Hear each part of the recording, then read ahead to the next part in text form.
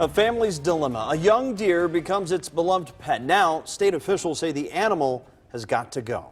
It's almost like a Disney movie. In fact, a young deer finds a loving family that saves him from starvation. Yeah, but that is illegal under Ohio law, and 9 on Your Side's Tony Moronis just spoke with that family about what they say they'll do next. It's been said that a boy and his dog are inseparable. But as far as a boy and his deer, Ohio Department of Natural Resources says they'll have to part ways. During rut season, he will be aggressive, they say, which I think this year he was probably too young. But also, if that's his natural instinct, we're also thinking that it would be natural instinct for him to obviously go off where all the does are. The family's been tending to the doe's needs since they found it along a tree line right after it was born. But after it was 2 or 3 days and he looked horrible, still by himself, we decided to look it up and we went and got goat milk and gave it to him. That was back in May. Now look at him.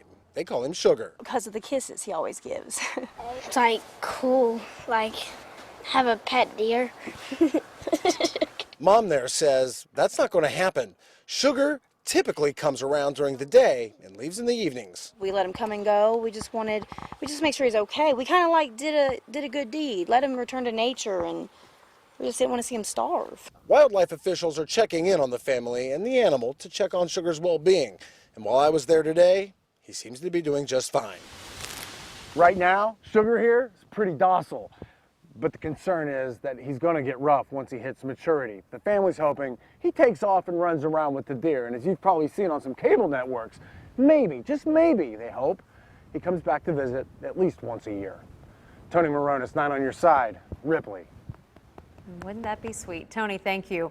Well, we're on your side with what the law says about wild animals as pets. Ohio Revised Code basically says that wild animals belong to anyone, and no one can normally say that they own them unless they have been legally purchased, as by allowed by law or ODNR regulations.